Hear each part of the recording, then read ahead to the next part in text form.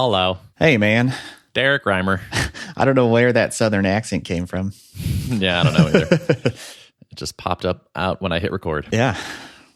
So we just paired. We did. Yeah, we paired then, and now we podcast. Yeah. I guess I'm a level contributor now. Yes. Yep. But you wouldn't know it from the Git log yet.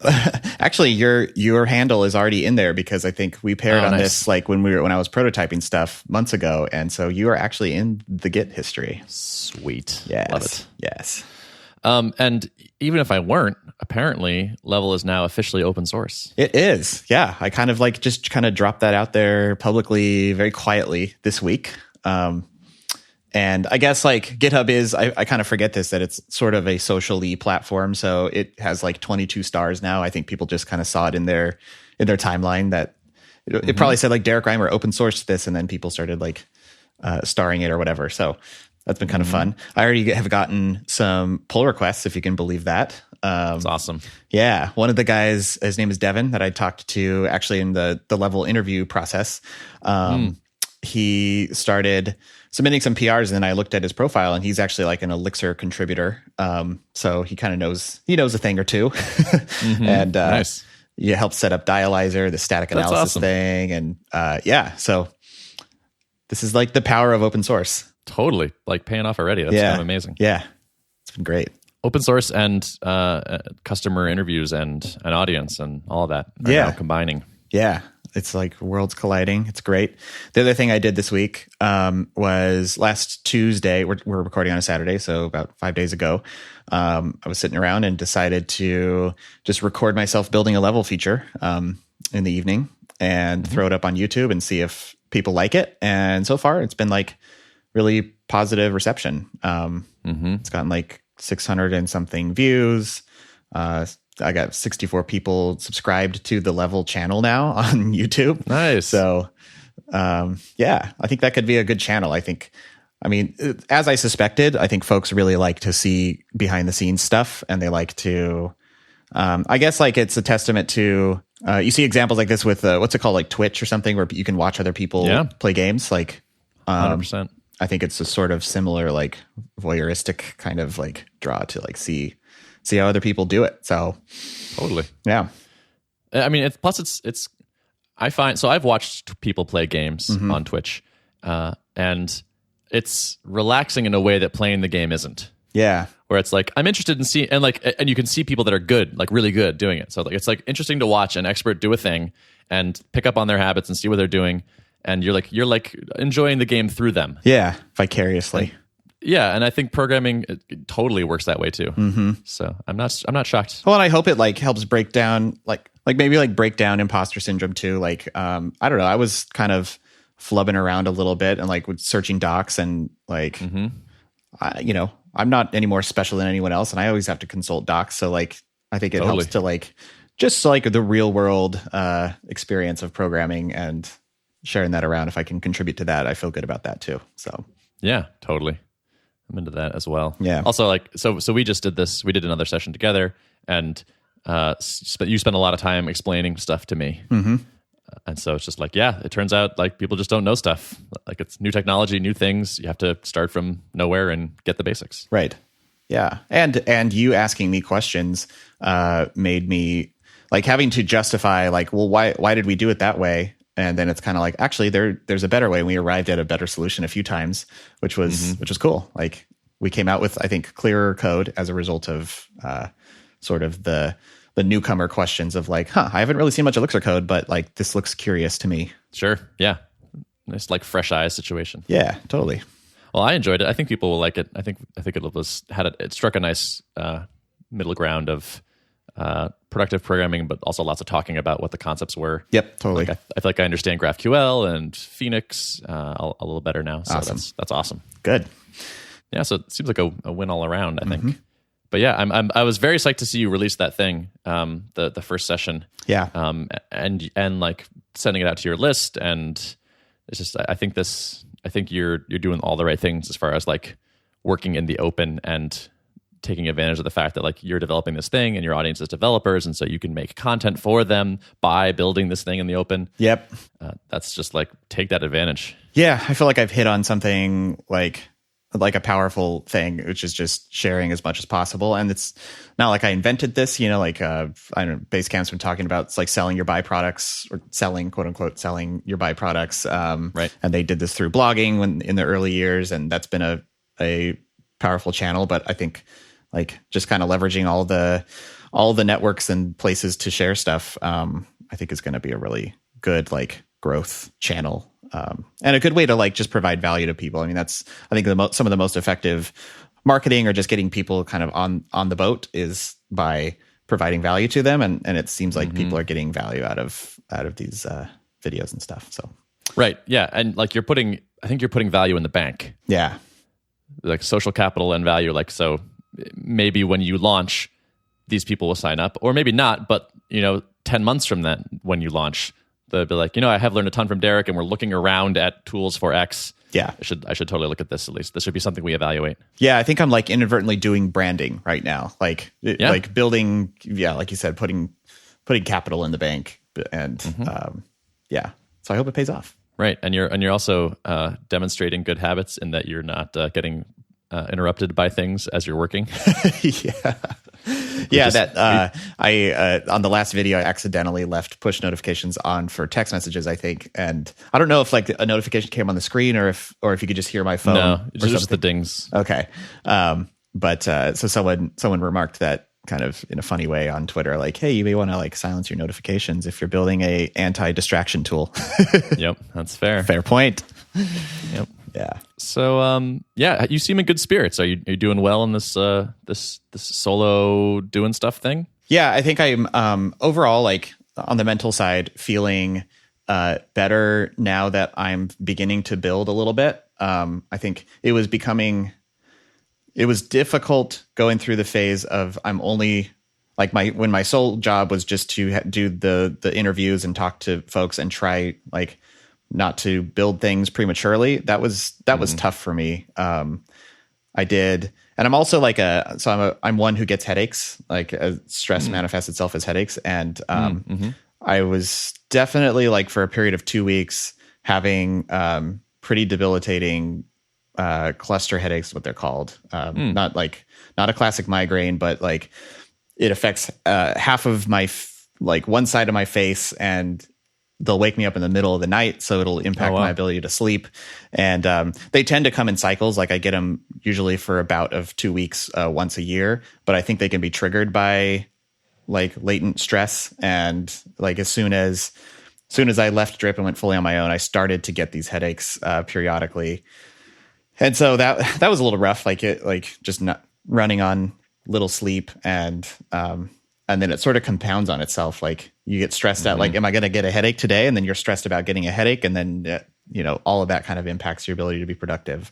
So I think I'm coming out of that. Like I haven't had a bad one in a while. And I'm feeling like things are moving. And every time I, publish something or publish a video or something like that and share stuff, it kind of keeps me on like a maintenance level of like, people still care about this. This is going like I'm on the right track. I'm building something worthwhile. So I think it's a big part of my own sanity actually is to be like continuing to engage with folks who are interested in what I'm working on. Totally. Plus it gives you those little, like you're accomplishing things. Yeah. You have the small burst of shipping dopamine. Yeah. Like I couldn't imagine an alternative being like building this closed source, not sharing a whole lot, just telling people like, hey, I'm working on something, and then going off in a cave for 6 months. Like I don't know if I would be able to stomach that, Yeah.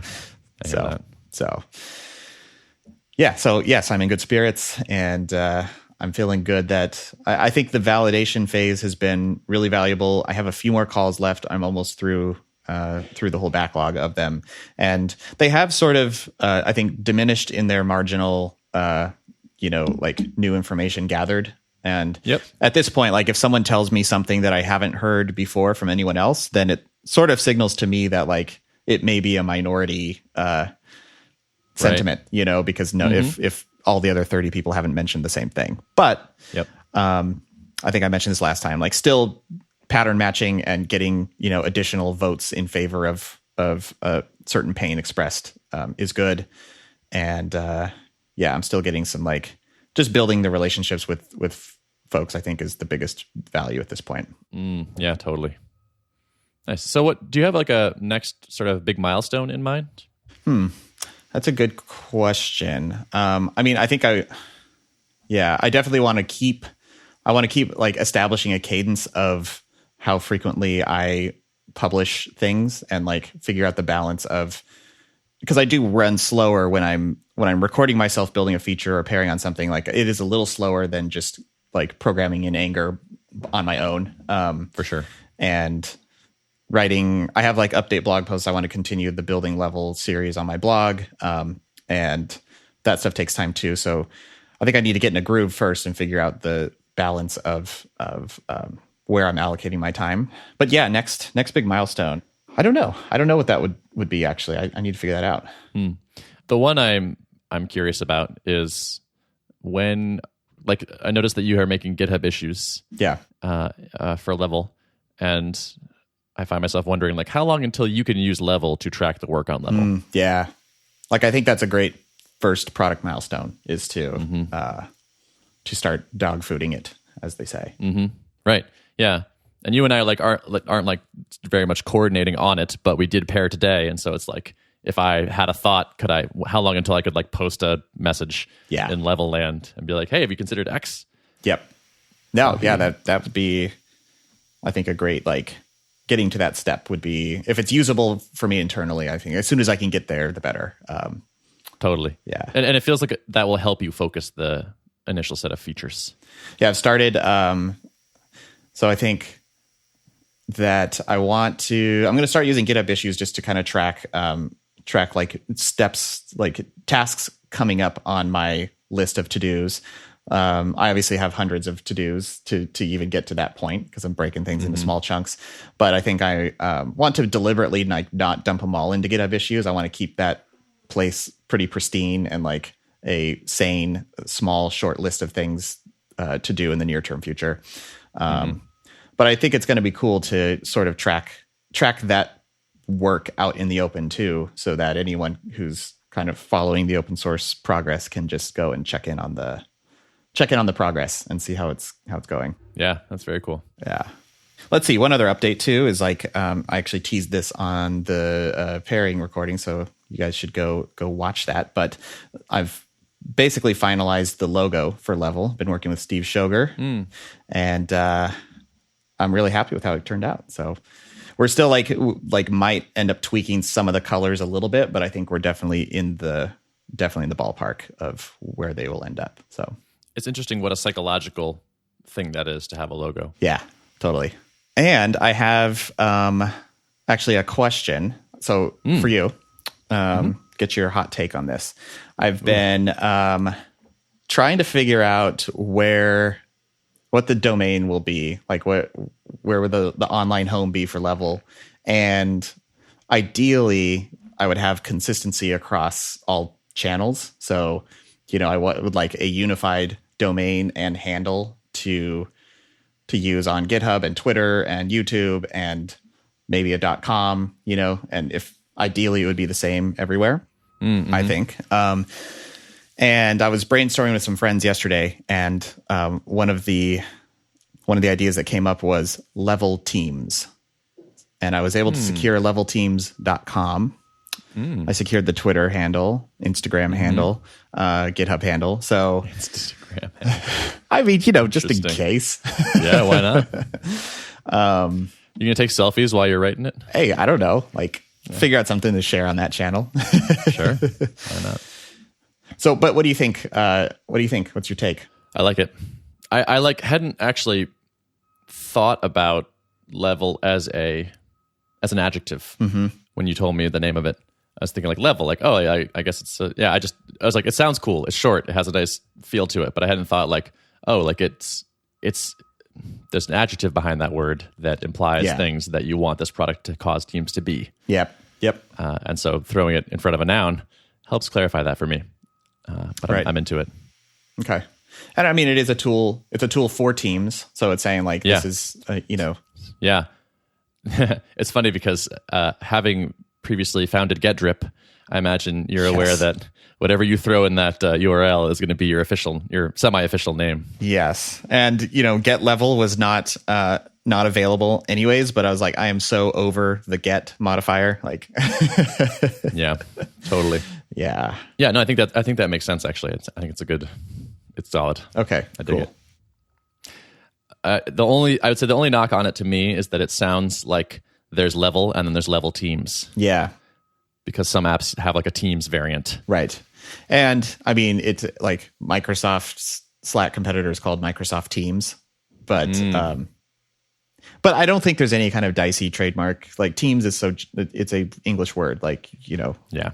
So, and you're right there. And I'm still calling the product level, not level teams. It's just the domain. So, gotcha. Yeah, I think I'm into it. Okay. Yeah, I think I'm zeroing in on that. Like, so the alternative was I was exploring the alternative TLDs. I have like level.space because I'm calling them spaces in level. I don't know if you I like that too. Which one do you prefer? So this is just like your URL / identity on like GitHub organization and things like that. Yep. So like level.space versus levelteams.com. Yeah. That's tough. The .space is pretty damn cool. Mm-hmm. I kind of like level.space for a URL. Yeah. Would people call you level space? Probably not. Yeah. I feel like they'd still call you level. I may end up getting called level.space. Think of like the .ios, like segment.io, and they tried hard to be like, we are just segment, but everyone just always says .io. Yeah. I like to pronounce the IOs like segmentio. Yeah. Back when Barometrics didn't have their .com, I used to call them Barometrexio. I love that. That's great. Yeah. It was just fun to say. Every time I logged in, I was like, I'm going to go look at Barometrexio. Yep.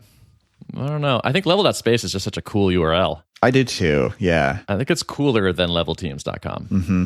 I mean, so I also could do a hybrid where I establish my unified identity across where handles are assigned, Twitter, GitHub, all those things. Could be level teams. Levelteams.com could redirect to level.space. I don't know. Like it could be an alias that, Level.space has nothing on it, bro. I know. Well, I need to get my landing page set up. That's Steve's next task for me. Gotcha. Yeah. Nice. What are you going to use for capturing emails? Oh, I don't know, like maybe MailChimp or ActiveCampaign or... Cool. I hear those are really good. I could check out Drip. I don't know. I've heard they lost some leadership recently. Oh, wait, I've got a free account. Never mind. Oh, nice. Okay, that's worth doing. Yeah. You're also literally wearing a Drip t-shirt. Oh, that's true. Yeah. Our new vibrant pink logo. It's a good shirt. Cool, man. So you want to hear what I'm doing? Yeah. What's been up in your land? I'm thinking about stuff.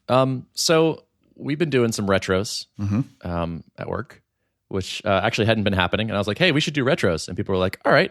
And we started doing retros. And I was like, is this valuable? Do we want to keep doing this? And the consensus was like, yeah, definitely. Nice. Like there was no place for the airing of grievances and the checking in on of projects and things like that. So that's been a big win. But I was remarking this last week that it feels like we're when we're talking about concerns, which is one of like the segments of the recurring segments of the meeting, there are a couple things that have been coming up, and we've sort of identified them as problems, and they've kind of coalesced like, yeah, that's a thing. We should do something about that. Yeah, but we have not outlined a solution so much. And so one of those things is it feels like we are missing a person who is thinking about and paying attention to what everyone is working on, and making sure that like that list is prioritized and well assigned and distributed. Yep. And also guarding the people that are working on items from being interrupted by new things that are coming in. Yeah. So it's fairly common for someone on the like customer success team or even someone from like account manager type thing to hop on Slack and be like, noticed a bug on client X where this thing is happening. And someone just jumps on it, like working on a fix. And then, like a little while later, okay, I found the bug. Okay, I'm going to deploy it to them. And it's like, it becomes like kind of like a fire drill type thing. Yep. And the intention behind that is very good and pure. But the upshot of that is that people are having trouble making progress on the important but not urgent work. Yeah. And so we're feeling the pain around a number of unfinished things that are like, this would be so good to get done, but like the person that's working on it keeps getting pulled in because he's the expert on these systems, and we've had a couple bugs in those systems. And so I think we have identified the fact that like we need a person to do this. And I don't know if it's a full-time job, because the dev team, the like fingers on keyboard developer size, I think is like 6 people, 7 people, somewhere in there. So I don't know if this is like a full-time project manager type person, or if maybe it's just someone who like it becomes the interface between the dev team and the rest of the company. Yeah. Who maintains a queue, backlog, prioritized list of things, a calendar, who knows like when important demos are coming up or when we want to ship certain features. And the thing I've been trying to decide is if I want to do it. Yeah. Because I think we're at the phase where everyone's like, yeah, we should have a person like that. We're probably not going to hire someone to do that. And I'm just thinking like, I think I could do this pretty well, but is this the direction I want to go? Yeah. And I figured I would throw it to you because I think you kind of ended up doing this at Drip. Yeah, so that was definitely so I was like the team lead on the core product team most recently, when we kind of split off and had like DevOps and hardcore backend stuff was our platform team. Core product team was primarily building user facing features. And that was certainly like a big part of my job was sort of traffic directing, like, and helping cast priorities. We did eventually, as soon as we hired Brendan, our senior director of product, he took a lot of that burden and sort of just started like filling that role of project manager, especially when we like, for example, started our visual email builder project. And that was sort of a standalone project with primarily our 2 front-end devs. And he sort of established like a cadence of checking in on things and making sure they were on the right track and getting the right people looped in at, once a week, and not so it wasn't a constant, drip of like information coming from them. It was like we would kind of regularly sync up on stuff, and he just kind of naturally fell into that role. And it became clear to me like his coordination efforts in the end turned out to be quite important, even though early on I was sort of like, I don't know, they can just like they sort of know where they need to go and they can just kind of get there. And we don't really need active project management, but it turned out for the better. Like he didn't impose too much process. It was just like a few things, like a regular cadence of checking in and helping to make sure immediate term priorities were put in the right order and stuff like that. So I think it's probably, if no one's doing that today, like someone should be doing that, because we also fell into the trap of wanting to respond really quickly to bug reports, for example. And there's somewhere between like immediately jumping on it and waiting a week. There's probably, if you think about it, some kind of like implicit service level agreement on like how quickly, as a policy, as an organization, how quickly do we want to respond to bug reports and stuff like that. And so I think one thing that's probably going to be important to do is to like keep them out of a place like Slack and make sure it's like filed in an issue tracker, labeled appropriately, and then it's like we can always come back and like consult that, but it's more asynchronous. It doesn't quite feel like totally so urgent. I don't know. Yeah. So to me, the question. So I think there are 2 big areas where I can help the team, and one is to focus on process and to sort of be this person to help establish this kind of thing that I've been talking about. Yeah. And the other is more on engineering. So it's like to pair with a lot of people to offer architecture advice and things like that. Yeah.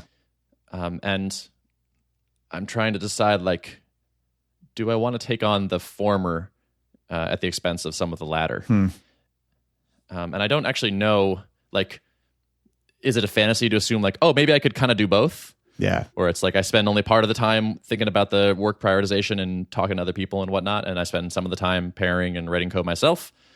I'm not sure.